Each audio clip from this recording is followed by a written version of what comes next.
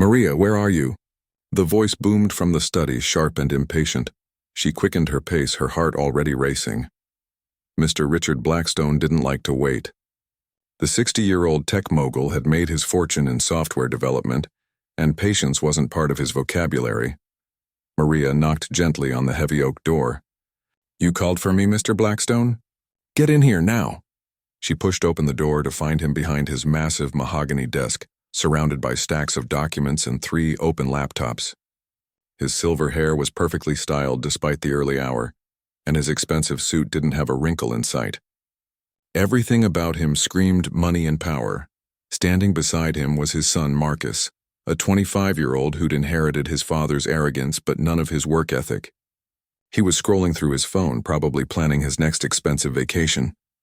"Maria, I need these papers organized," Richard said without looking up. "And make sure you don't touch anything else. Some of these documents are worth more than your entire yearly salary." "Yes, sir." Maria began carefully sorting through the papers, her hands gentle despite her nervousness. Marcus glanced up from his phone. "Dad, why do we even keep her around? She can barely speak English properly." Maria's cheeks burned, but she kept working. Her English was actually quite good, but her accent always gave people the wrong impression. Richard chuckled. "She's cheap, son. And she knows her place. Unlike some of these other maids who think they can ask for raises." The word stung, but Maria had heard worse. She needed this job. Her daughter Sophia was starting college next month, and every dollar mattered. She'd endure any humiliation to give Sophia the opportunities she never had. "Besides," Richard continued, "it's not like she understands half of what we say anyway. Right, Maria?" Maria nodded silently, though she understood every cruel word. As she organized the papers, her eyes caught something unusual. Mixed in with the business documents was a letter written in what looked like ancient Sanskrit. The elegant script was beautiful, flowing across the yellowed paper like poetry made visible. But what made Maria's breath catch wasn't the beauty of the writing. It was the fact that she could read it. Years ago, before life took a different turn, Maria had been a linguistics professor at the University of Barcelona. She'd specialized in ancient languages, and Sanskrit had been one of her favorites. The letter appeared to be describing some kind of business proposal, but the language was so archaic and formal that it would challenge even the most skilled translators. "Mr. Blackstone," she said softly, "this letter here, what about it?" He snapped, clearly annoyed at being interrupted. "It's written in Sanskrit. Are you needing it translated?" Richard looked up, his eyes narrowing with surprise and irritation. "How would you know what language it is?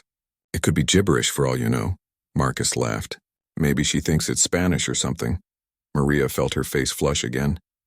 "I was just wondering if—" "Don't wonder," Richard cut her off. "Just clean." But something in Maria's tone had caught his attention. The way she'd said Sanskrit with such certainty. He picked up the letter and studied it more carefully. This document had been driving him crazy for weeks. A potential business partner in India had sent it, claiming it contained the details of a revolutionary new technology they wanted to license.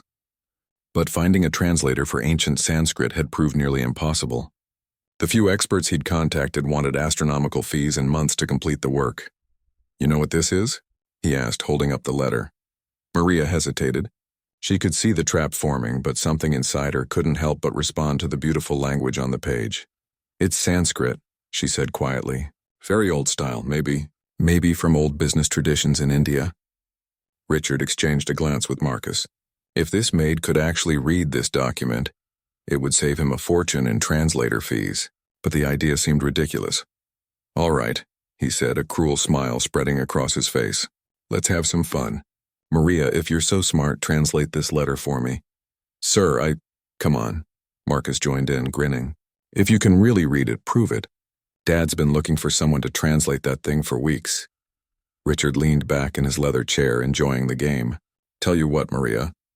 If you can translate this entire letter correctly, I'll pay you handsomely. Let's say $1,000, Maria's eyes widened. $1,000 was more money than she made in 2 months of cleaning. "But," Richard continued, his voice dripping with mock generosity, "when you fail, and we both know you will, you'll work an extra hour every day for the next month." "Without pay?" Marcus burst out laughing. "Dad, you're evil." She probably thinks Sanskrit is a type of sandwich. The humiliation burned in Maria's chest. They were treating her like entertainment, a joke to make their morning more amusing. But that $1,000 could pay for Sophia's textbooks, maybe even her dorm room deposit. I could try, she said, barely above a whisper. Oh, this is going to be good, Marcus said, pulling out his phone to record. Wait until my friends see this. Maid thinks she's a language expert. Richard held out the letter. Here you go, Professor. Let's see what you've got. Maria took the document with trembling hands. The Sanskrit text seemed to glow under the study's warm lighting. As her eyes moved across the ancient script, the familiar patterns and structures came rushing back to her. It was like riding a bicycle after years away. The knowledge was still there, waiting to be awakened. But something else caught her attention as she read.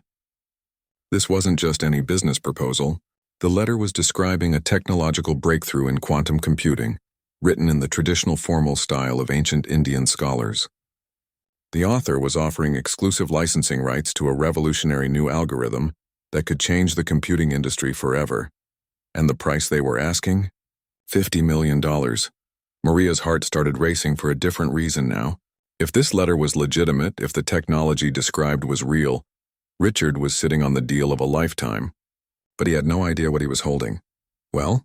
Richard tapped his fingers impatiently on the desk. Cat got your tongue? Ready to admit you were just pretending? Maria looked up at him, then at Marcus, who was still recording with his phone. They had no idea that their stupid maid was about to change everything. The letter, she began, her voice growing stronger. It's from Dr. Rajesh Krishnamurthy. He's writing about— Oh, please, Marcus interrupted. You're just making up names now. But Richard held up a hand, something in Maria's tone making him pay attention. Go on. He says he has developed new quantum computing technology. Very advanced. He wants to, how you say, license it to American companies. Richard's expression changed immediately. He leaned forward, suddenly very interested. The potential business partner he'd been corresponding with was indeed Dr. Krishnamurthy, and quantum computing was exactly the field they'd been discussing. What else does it say? He demanded. Maria's confidence grew as she continued reading. He describes the technology in detail. Quantum entanglement algorithms that can process data thousands of times faster than current systems. He says major tech companies have already expressed interest, but he prefers to work with smaller, more innovative firms. Marcus stopped recording, his mouth falling open. Dad, how could she possibly know? Shut up, Richard snapped, his attention completely focused on Maria now. Keep going. What's he asking for? Maria took a deep breath. This was the moment that would change everything. He wants $50 million for exclusive licensing rights, but he says the technology is worth 10 times that amount. He includes technical specifications and— Wait. She paused, studying a particular section more carefully. The Sanskrit here was even more archaic, using terminology that most modern translators would miss entirely. What is it? Richard asked, impatience creeping back into his voice. There's a time limit, Maria said, looking up at him. He says this offer expires in 3 days. After that, he'll offer the exclusive rights to Microsoft. The room fell silent. Richard stared at Maria as if seeing her for the first time. 3 days. That matched exactly with what Dr. Krishnamurthy had told him in their brief phone conversation weeks ago. But Richard had been waiting for the translation to understand the full terms. You're telling me, he said slowly, that you can read ancient Sanskrit? Yes, sir. And you understood all of that technical terminology? Maria nodded. I have studied many languages, Mr. Blackstone, including the historical development of technical vocabulary in Sanskrit texts. Marcus looked like he'd been slapped. This is impossible. She's just a maid. But something was happening in Richard's mind. The pieces were clicking together in a way that made him very uncomfortable. He thought about the past 3 years, all the times he'd discussed sensitive business matters in front of Maria, assuming she was too stupid to understand. The merger talks with Quantum Dynamics, the insider information about the Silverstone acquisition, the details about his offshore accounts. How long have you been able to understand everything we say? He asked, his voice dangerously quiet. Maria met his gaze steadily. I understand English very well, sir. I always have. The implications hit Richard like a truck. This woman had been in his house for 3 years, cleaning his office, organizing his papers, listening to his private conversations, and she'd understood every word. "Why didn't you ever say anything?" Marcus asked, still trying to process what was happening. "You never asked," Maria replied simply. "You assumed I couldn't understand, so I let you assume." Richard's face was turning red with a mixture of embarrassment and anger. All those times he'd spoken freely in front of her, treating her like furniture. All those cruel comments, those private business discussions, those family secrets. "So you've been spying on us," he accused. "No, sir. I've been cleaning your house. You chose to have your conversations in front of me." The truth of it was undeniable, and it made Richard even angrier. He'd been the fool, not her. "This is unbelievable," Marcus muttered. "How many other secrets are you hiding?" But Maria wasn't done. As she continued studying the Sanskrit letter, more details emerged that made her heart race. Dr. Krishnamurthy wasn't just offering licensing rights. He was looking for a business partner who could help him navigate American patent law and venture capital markets. And according to the letter, he was particularly interested in working with someone who understood both Eastern and Western business cultures, someone who could bridge the gap between his traditional Indian academic background and the cutthroat American tech industry, someone exactly like Maria. "Mr. Blackstone," she said, her voice taking on a new quality of confidence. "Dr. Krishnamurthy mentioned something else in this letter, something you should know." "What now?" Richard snapped, still reeling from the revelation that his maid was far more intelligent than he'd ever imagined.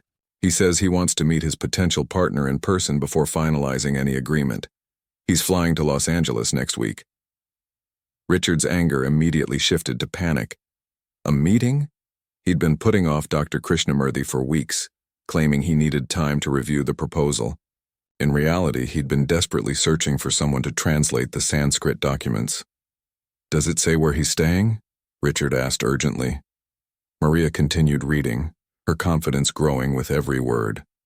"The Beverly Hills Hotel. He'll be there for exactly 1 week, and he expects to meet with serious potential partners who can discuss the technical aspects of his work." This was even worse than Richard had thought. Dr. Krishnamurthy wasn't just looking for money. He wanted a partner who could understand the complex technical details of quantum computing algorithms.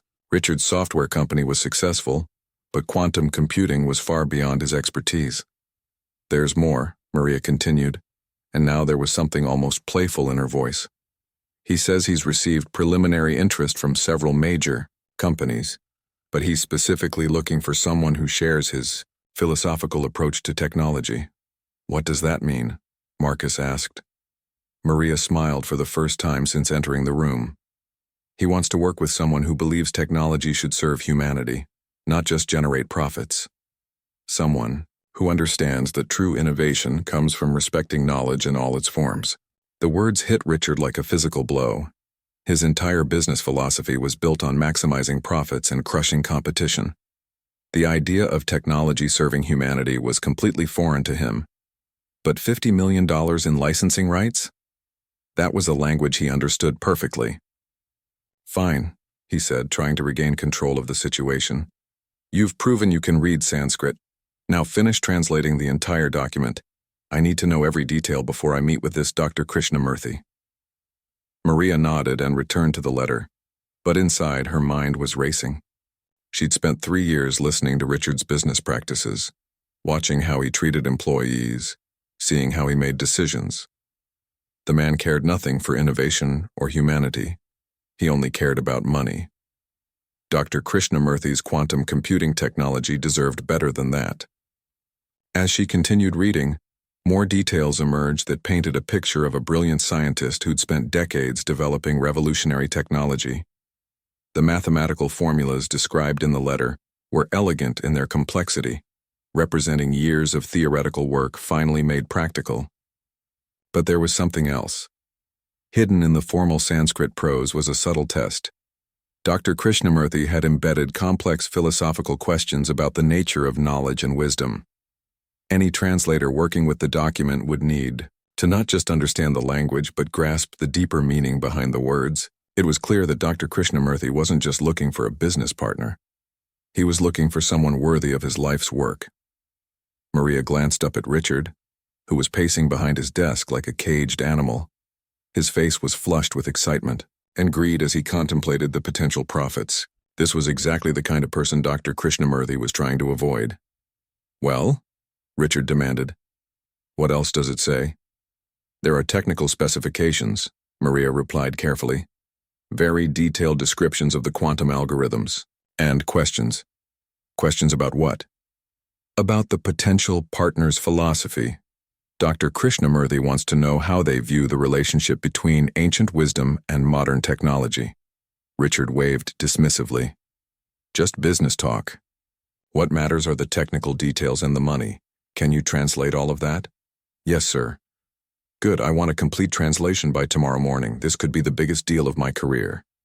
As Maria gathered the papers, her mind was already working on a plan that was forming like morning mist, becoming clear and solid. She understood now why fate had brought this Sanskrit letter into her hands. It wasn't just about the $1,000 Richard had mockingly offered. It was about something much bigger.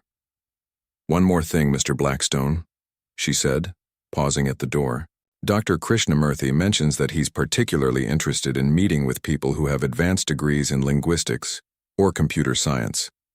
He believes that quantum computing represents a fusion of ancient mathematical concepts with modern technology." Richard's face fell slightly.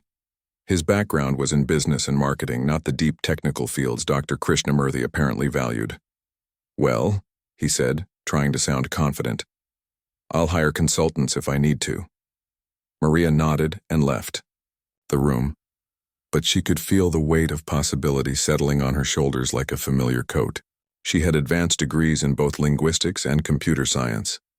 Before Sophia was born, before life took its unexpected turns, she'd been Dr. Maria Santos, a respected academic who'd published papers on the intersection of ancient languages and modern information theory. But that was a lifetime ago. Now she was just Maria the maid, invisible and underestimated, or so everyone thought. As she walked down the marble hallway, her cleaning cart squeaking with each step, Maria began to smile. Richard Blackstone was about to learn that sometimes the most powerful people in the room are the ones everyone overlooks, but what happened next would shock everyone, including Maria herself. Because Dr. Krishnamurthy's letter contained one final detail that would change everything, and it was hidden in a section of Sanskrit so ancient and complex that only someone with Maria's exact combination of skills could possibly understand it. The real game was just beginning. That evening, Maria sat in her small apartment kitchen, the Sanskrit letter spread across the worn wooden table. Under the harsh fluorescent light, the ancient script seemed to dance with secrets. But it was the final section of the document that made her hands tremble as she translated. Dr. Krishnamurthy hadn't just described his quantum computing breakthrough. He'd included a personal message, written in a dialect of Sanskrit so rare that perhaps only a dozen people in the world could read it fluently. And Maria was one of them. "The seeker of knowledge must prove worthy not through wealth but through wisdom," she whispered, translating the hidden text. "I have embedded within this proposal a test that only one versed in both ancient learning and modern science could solve. Should such a person exist, let them know that my true offer extends far beyond mere licensing." Maria's heart pounded as she continued reading. Dr. Krishnamurthy was offering something incredible, not just the licensing rights Richard wanted, but a full partnership in developing quantum computing applications that could revolutionize everything from medical research to space exploration. But the partnership wasn't available to just anyone with money. It required someone who could bridge the gap between ancient wisdom and cutting-edge science. Someone who understood that true innovation came from respect for knowledge in all its forms. Someone exactly like the woman she used to be. Her phone buzzed with a text from Sophia. "Mom, I'm so nervous about college. What if I don't belong there? What if everyone realizes I don't fit in?" Maria stared at the message, seeing her own fears reflected in her daughter's words. For 3 years she'd hidden her true self, accepting the role of invisible maid because it was safe, because it paid the bills, because she was afraid to risk failure again. But Sophia deserved better than a mother who lived in fear. The next morning, Maria arrived at the Blackstone mansion, with the completed translation and something else, a plan that terrified and excited her in equal measure. She found Richard in his study, frantically making phone calls about quantum computing consultants. He looked up as she entered, his eyes immediately focusing on the papers in her hand. "You finished it?" he asked eagerly. "Yes, sir." Maria placed the translation on his desk. "But Mr. Blackstone, there's something you should know about Dr. Krishnamurthy's requirements." Richard barely glanced up from scanning the translated document. "Whatever. I'll figure out how to handle him. The important thing is that I understand what he's offering now." But as Richard read, his expression changed from excitement to concern to outright panic. "This is impossible," he muttered. "He wants to discuss quantum entanglement theory? Advanced algorithms? I don't know anything about this stuff. Perhaps you could hire experts to advise you," Maria suggested quietly. "In 3 days? Before he meets with Microsoft?" Richard stood up, pacing frantically. "Do you know how long it takes to find quantum computing experts? They're like unicorns, and the ones that exist charge a fortune just for consultations." Marcus wandered into the study, coffee in hand. "What's got you so worked up, Dad?" "This Indian scientist wants to discuss technical details I don't understand. The licensing deal is worth $50 million, but if I can't speak his language, he'll take it to Microsoft." "So fake it," Marcus said with a shrug. "You're good at that." But Richard shook his head. "You didn't read this translation. This guy is brilliant. He'll see right through any bluffing. I need someone who actually understands quantum computing." Maria watched the panic grow in Richard's eyes and felt something she hadn't experienced in years. The thrill of holding the winning card in a high-stakes game. "Mr. Blackstone," she said softly. "Perhaps I could help." Both men turned to stare at her. "Help how?" Richard asked. "I could attend the meeting with Dr. Krishnamurthy as your consultant." Marcus burst out laughing. "Our Maid is a quantum computing consultant?" "Dad, I think the stress is making you hallucinate." But something in Maria's calm confidence made Richard pause. Yesterday he would have laughed too. But yesterday, he hadn't known that his maid could read ancient Sanskrit and had been understanding his private conversations for 3 years. "What exactly are you suggesting?" he asked carefully. "I studied computer science before I came to work for you," Maria replied. "I understand the concepts Dr. Krishnamurthy is discussing. I could help you prepare for the meeting." This was only partially true, but Maria needed to test the waters before revealing her full background. Richard studied her suspiciously. "You studied computer science?" "When? Where?" "University of Barcelona," Maria said simply. "Many years ago." "Barcelona?" Marcus scoffed. "So what, you took some basic programming classes?" But Richard was thinking differently. If Maria really did have a computer science background, even a basic one, it might be enough to help him navigate the meeting with Dr. Krishnamurthy. He could learn enough to ask intelligent questions, to appear knowledgeable about quantum computing concepts. "What exactly did you study?" he demanded. Maria took a deep breath. This was the moment to start revealing who she really was. "Computational linguistics with a focus on algorithmic language processing. My thesis was on using quantum principles to improve machine translation between ancient and modern languages." The room fell silent. Even Marcus stopped smirking. "You wrote a thesis?" Richard asked slowly. "On quantum computing?" "On quantum applications in linguistics," Maria corrected. "But yes, I had to understand the underlying quantum principles to develop my theoretical framework." Richard sat down heavily in his chair. His mind was reeling. For 3 years he'd been paying minimum wage to someone who had advanced knowledge in exactly the field he now desperately needed to understand. "Why didn't you ever mention this before?" he asked. "You never asked about my background, Mr. Blackstone. You assumed I was uneducated, so I allowed you to believe that." The truth hit Richard like a physical blow. He thought about all the times he'd dismissed Maria, made jokes about her intelligence, treated her like she was barely human. And all along she'd been more educated than he was. "This changes things," he said slowly. "If you really understand quantum computing, I could help you prepare for the meeting with Dr. Krishnamurthy," Maria finished. "But I would need something in return." "Money?" Richard asked. "How much?" Maria shook her head. "Not money, recognition." "What do you mean?" "If I help you secure this deal, I want to be credited as your technical consultant. I want my name on any agreements or partnerships that result from this meeting." Richard considered this. Having Maria's name on the documents was a small price to pay for a $50 million deal. And if she really could help him understand the technical aspects, fine, he agreed. But if you screw this up, if you embarrass me in front of Dr. Krishnamurthy, you're fired. Maria nodded. Understood. What Richard didn't know was that Maria was already 3 steps ahead of him. She'd spent the morning researching Dr. Krishnamurthy's published papers, preparing not just to help Richard, but to make her own impression on the renowned scientist. Over the next 2 days, Maria worked with Richard to prepare for the meeting. She explained quantum entanglement in simple terms, helped him understand the basics of quantum computing algorithms, and coached him on the philosophical questions Dr. Krishnamurthy might ask. But she also did something else. She prepared her own presentation, one that went far beyond anything Richard could imagine. You're actually really good at this, Marcus admitted on the second day, watching Maria explain complex concepts using simple analogies. It's like you were born to teach.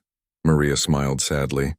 I was a professor once, before Sophia was born, before my husband died, before I needed to take whatever work I could find. The admission hung in the air like a revelation. Richard looked up from his notes, seeing Maria differently once again. You were a professor? He asked. For 8 years, I published 17 papers on computational linguistics and quantum information theory. I spoke at conferences in 12 countries. I was being considered for a chair position at MIT when my husband was diagnosed with cancer. The room fell silent. Richard felt something he rarely experienced. Shame. I left academia to care for him, Maria continued quietly. After he died, Sophia and I needed stability more than prestige. Cleaning houses paid better than adjunct teaching positions, but I never stopped learning. Marcus stared at her with a mixture of amazement and horror. So you really are smarter than all of us? Intelligence isn't about being smarter than others, Maria replied. It's about understanding that everyone has knowledge worth respecting. The subtle rebuke wasn't lost on either man. On the morning of the meeting, Richard dressed in his most expensive suit and practiced his presentation one final time.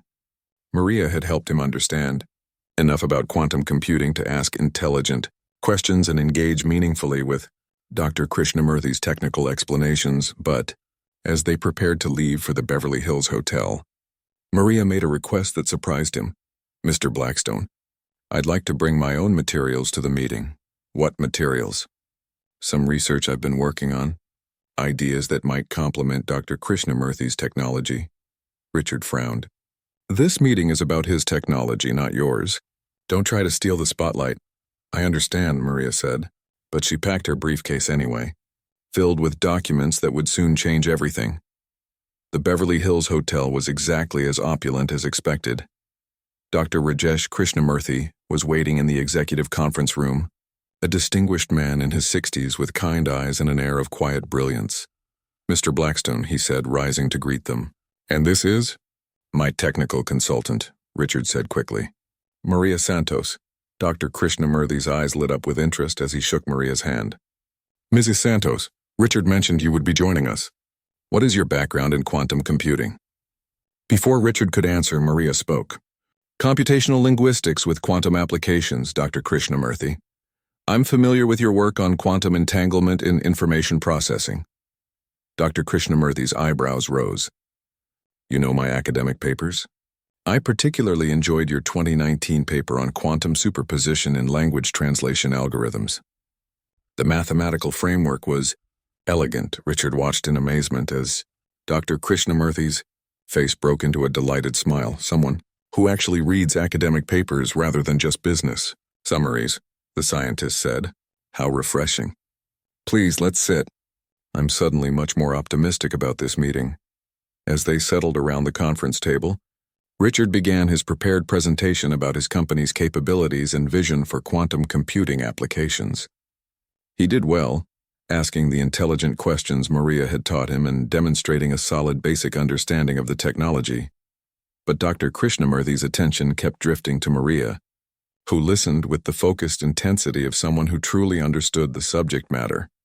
Ms. Santos, Dr. Krishnamurthy said during a pause in Richard's presentation, what do you think about the potential applications of quantum computing in linguistic analysis? This was the moment Maria had been preparing for. Not just the past 2 days, but the past 20 years of her life. I think we've barely scratched the surface, she replied. Current approaches treat language as linear sequences of symbols. But human communication is multidimensional, with meaning existing in superposition until collapsed by context. Quantum computing could model this natural complexity. Dr. Krishnamurthy leaned forward, completely captivated. Exactly. You understand that language itself operates on quantum principles. More than that, Maria continued, her confidence growing. I believe quantum language processing could revolutionize not just translation, but human-computer interaction entirely. We could create systems that understand meaning and intent, not just words. Richard watched the conversation with growing unease. Dr. Krishnamurthy was clearly more interested in talking to Maria than to him. This wasn't how the meeting was supposed to go. That's fascinating, he interrupted. But let's focus on the licensing agreement. My company is ready to move forward immediately. Dr. Krishnamurthy turned back to Richard, but his enthusiasm had noticeably dimmed. Yes, of course. The business aspects. For the next hour, they discussed terms, timelines, and financial arrangements. Richard felt more confident as they negotiated, this being his area of expertise. But he couldn't shake the feeling that he was missing something important. Finally, Dr. Krishnamurthy sat back in his chair. Mr. Blackstone, your offer is generous and your company seems capable of bringing my technology to market. But I must be honest, I'm not entirely convinced this is the right partnership. Richard's heart sank. What concerns you? Your approach is purely commercial. You see my quantum computing breakthrough as a product to be sold. But this technology represents something much more significant, a new way of understanding information itself. I understand the significance, Richard protested. That's why I'm willing to pay $50 million for exclusive licensing rights. Dr. Krishnamurthy shook his head sadly. Money alone cannot measure the value of 20 years of research. I need a partner who shares my vision for how this technology should be used. Richard felt the deal slipping away. $50 million, gone because of philosophical differences he didn't understand. But then Dr. Krishnamurthy turned to Maria. Ms. Santos, you clearly understand both the technical and philosophical aspects of this work. What do you think this technology should be used for? This was it, the moment Maria had been building towards since she first read the Sanskrit letter. Dr. Krishnamurthy, she said, her voice steady and clear, I think your technology could solve one of humanity's greatest challenges, the breakdown of communication between cultures, languages, and ways of thinking. She opened her briefcase and pulled out a folder of documents. With your permission, I'd like to show you something. Dr. Krishnamurthy nodded eagerly. Maria spread out her papers on the conference table. They were covered with complex mathematical formulas, linguistic diagrams, and quantum computing algorithms. For the past 3 years, while working in Mr. Blackstone's home, I've been developing a theoretical framework that combines your quantum computing principles with advanced linguistic analysis. Richard stared at the documents in shock. The mathematical complexity was far beyond anything he could understand. I call it quantum universal translation, Maria continued. Not just converting words from one language to another, but translating concepts, cultural contexts, and even emotional nuances across any communication barrier. Dr. Krishnamurthy studied the papers with growing excitement. This is extraordinary work. These algorithms, they're building on my quantum entanglement research but taking it in directions I never imagined. The applications would be limitless, Maria said. Medical diagnosis across language barriers, international diplomacy without misunderstandings, educational systems that adapt to each student's cultural and linguistic background. And this is what you've been working on while Richard couldn't finish the sentence. While cleaning your house, Maria said simply. Yes. Dr. Krishnamurthy looked up from the papers, his eyes shining with excitement. Ms. Santos, this represents years of advanced research. Where did you develop these theories? In my kitchen, mostly. Late at night after Sophia went to bed. I may not have had access to university resources, but I never stopped being a scientist. The room fell silent as the full implications sank in. Richard had been employing a brilliant researcher for 3 years, paying her minimum wage to clean toilets while she developed groundbreaking theories that could change the world.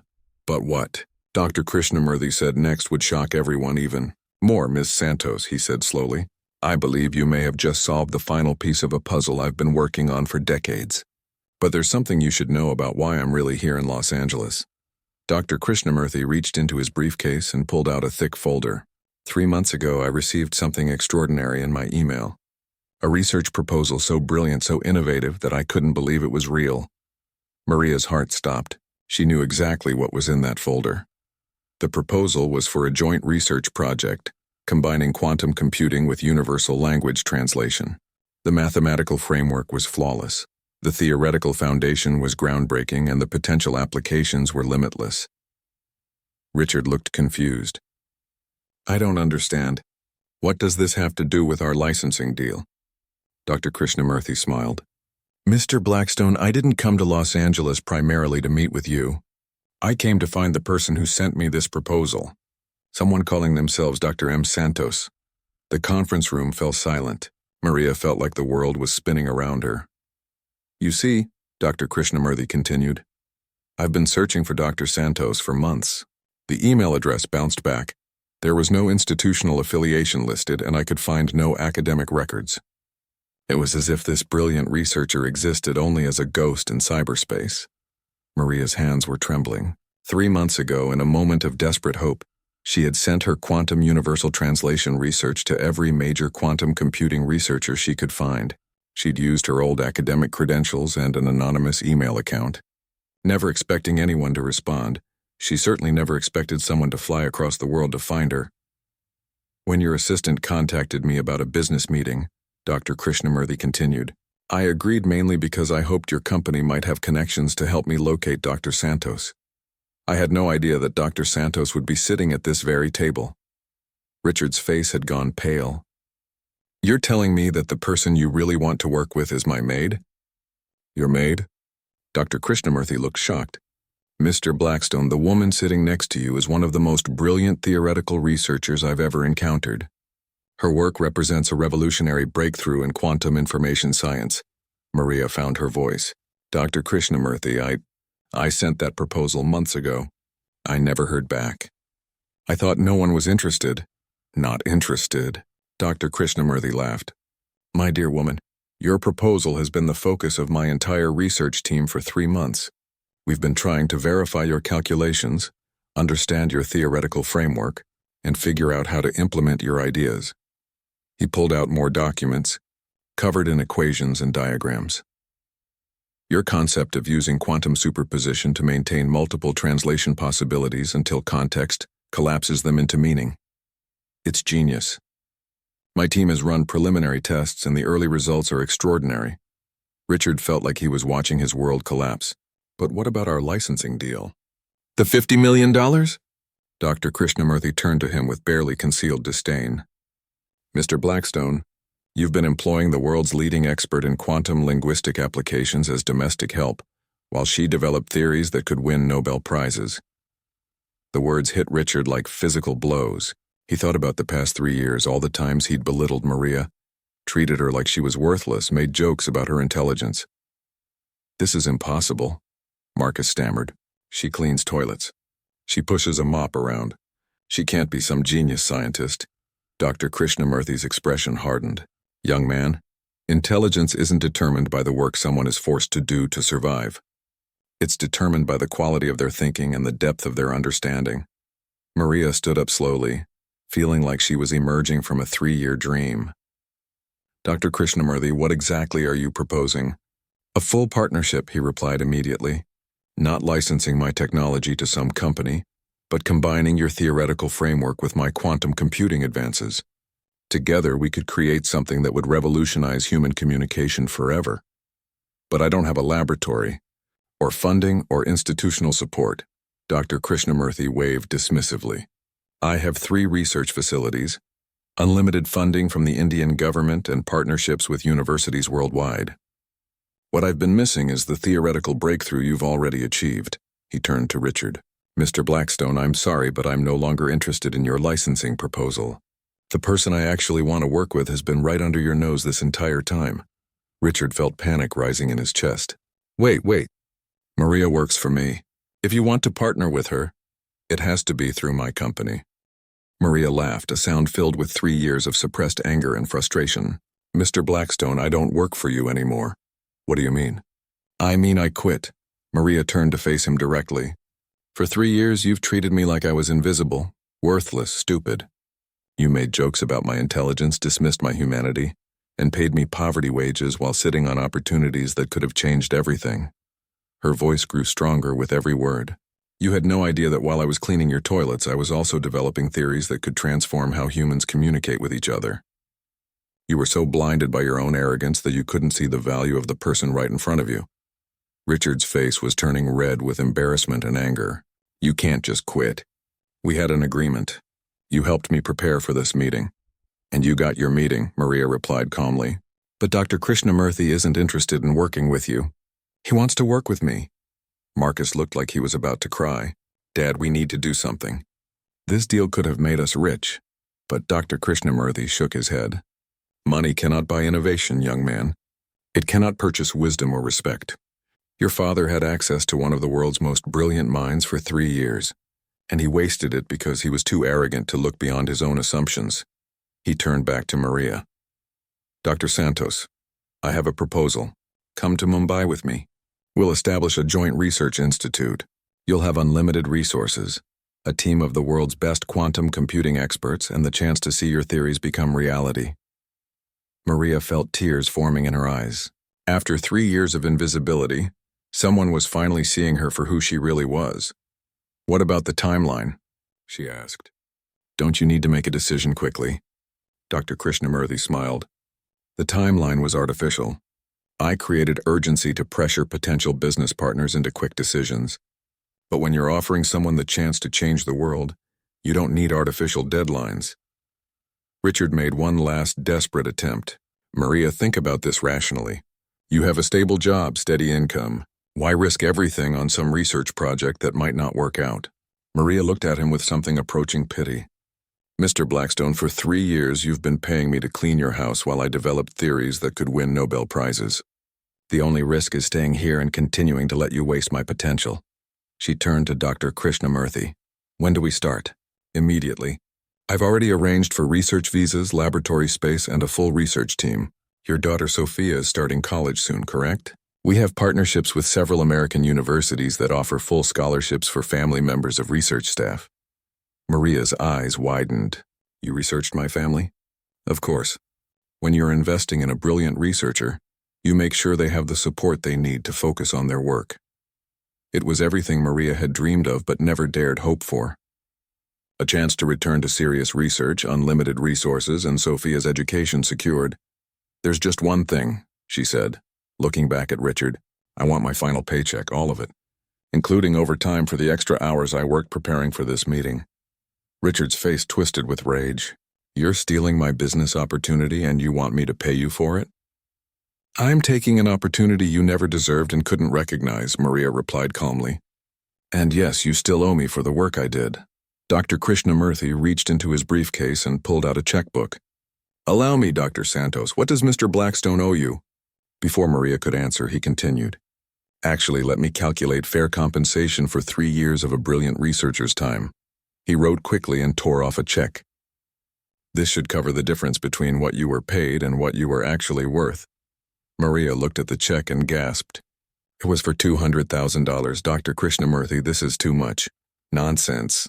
It's far too little. But it's a start. Richard grabbed for the check, but Dr. Krishnamurthy held it out of reach. This is compensation for services already rendered, Mr. Blackstone. Dr. Santos earned every penny. Maria took the check with trembling hands.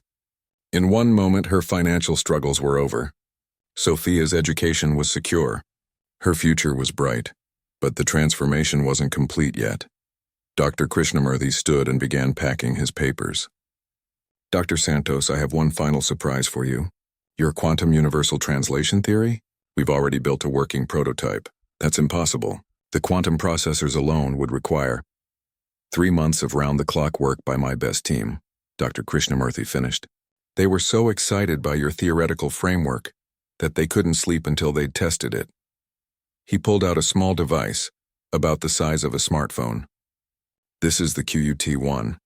It can translate not just words, but cultural concepts and emotional context between any two languages in real time. Maria stared at the device in wonder. My theory actually works? Better than you imagined. Watch.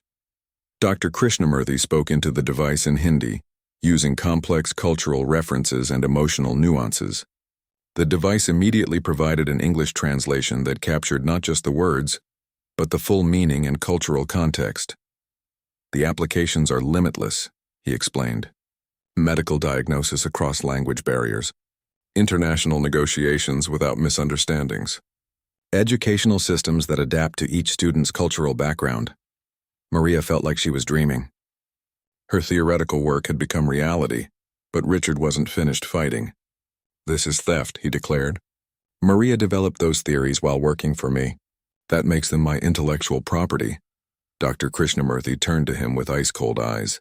Mr. Blackstone, Dr. Santos developed her theories on her own time, using her own resources, drawing on knowledge she possessed long before she ever met you. You have no legal claim whatsoever. Besides, Maria added, I sent my proposal to Dr. Krishnamurthy 3 months ago from my personal email using my own computer. You had nothing to do with it. But you used information you learned while working in my house. Maria laughed. What information? The fact that you can barely operate a computer? The fact that you treat your employees like garbage? The fact that you care more about money than innovation? Her voice grew serious. Mr. Blackstone, the only thing I learned from working in your house is that success without wisdom is meaningless, and wealth without compassion is worthless. Dr. Krishnamurthy nodded approvingly. Perfectly stated, Dr. Santos. This is exactly the kind of philosophical understanding that makes you the ideal research partner. As they prepared to leave, Maria turned back to Richard one final time. Mr. Blackstone, I want you to know that I don't hate you. I feel sorry for you. Sorry for me? Richard sputtered. I'm worth hundreds of millions of dollars, and yet you spent 3 years with one of the world's leading quantum computing researchers in your house, and you never knew it. You were so focused on looking down on others that you couldn't see the value right in front of you. She paused at the door. Your money can't buy wisdom, Mr. Blackstone, and without wisdom, all your wealth is just numbers in a bank account. 6 months later, Maria stood in her state-of-the-art laboratory in Mumbai, watching her team test the latest version of the quantum universal translation device. The breakthrough had made international headlines, and universities around the world were competing to offer her research positions. Sophia was thriving at MIT, her tuition paid by the Research Institute's Educational Partnership Program. She called every week, bubbling with excitement about her computer science classes and the internship opportunities that were already being offered to her. Mom, Sophia had said in their last conversation, I'm so proud of you. You never gave up on your dreams even when the world tried to make you invisible. Maria smiled at the memory. She'd learned that true success wasn't about proving others wrong or getting revenge. It was about recognizing your own worth and having the courage to pursue your potential. The Quantum Universal Translation Project was changing the world exactly as she'd envisioned. Doctors in remote areas could now communicate perfectly with international medical experts. Diplomats could negotiate complex treaties without cultural misunderstandings. Children in different countries could learn together despite speaking different languages. But perhaps most importantly, the technology was helping people understand that communication wasn't just about words. It was about respect, empathy, and recognizing the value in every human being. As for Richard Blackstone, Maria had heard he'd tried to start his own quantum computing company but failed miserably. Without someone to steal ideas from, he'd discovered that his business acumen was as limited as his vision. Marcus had contacted her once, apologizing for the family's behavior and asking if there might be any entry-level positions at the Research Institute. Maria had politely declined, suggesting he start by learning to value the people around him. Dr. Krishnamurthy appeared in the laboratory doorway. Dr. Santos, are you ready for the Nobel Committee's visit next week? Maria laughed. The idea still seemed surreal. As ready as anyone can be for something like that. You know, he said thoughtfully, when I first read your research proposal, I wondered what kind of person could develop such revolutionary theories in complete isolation. Now I understand.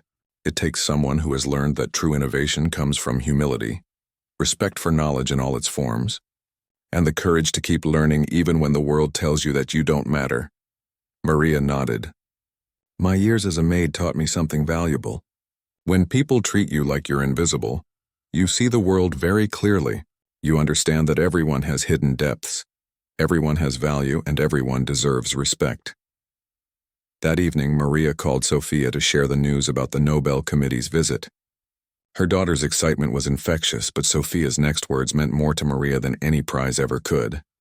Mom, you've taught me the most important lesson of my life. Never let anyone convince you that you're less than you are. And always remember that the people society overlooks might be the ones who change the world. As Maria hung up the phone, she reflected on the journey that had brought her here. 3 years ago, she'd been invisible, underestimated, and dismissed by people who couldn't see past their own assumptions. Today, she was a world-renowned researcher whose work was revolutionizing human communication. The transformation hadn't happened because she'd gotten revenge or proved her critics wrong. It had happened because she'd never stopped believing in the value of knowledge, the importance of respect, and the power of recognizing potential wherever it exists. In the end, the greatest victory wasn't that Richard Blackstone had lost a $50 million opportunity. It was that Maria had found herself again, and sometimes, that's the most valuable discovery of all. The moral was clear. Never judge people by their circumstances, their accent, or their current position in life. The person cleaning your floors might be the one who changes the world. The maid you ignore might be the genius you need. And the respect you show to everyone around you isn't just about being kind, it's about recognizing that brilliance and wisdom can emerge from the most unexpected places. In a world that often values wealth over wisdom and status over substance, Maria's story reminded everyone that true success comes from seeing the value in every human being and having the courage to pursue your potential, no matter what obstacles stand in your way. What would you do if you discovered that the person you'd been overlooking was actually the key to your success? Would you have the wisdom to recognize their value? Or would you let your assumptions blind you to the opportunities right in front of you? Never judge people by their appearance, their job, or their circumstances. You never know when the person you're dismissing might be the one who changes everything. The choice is yours.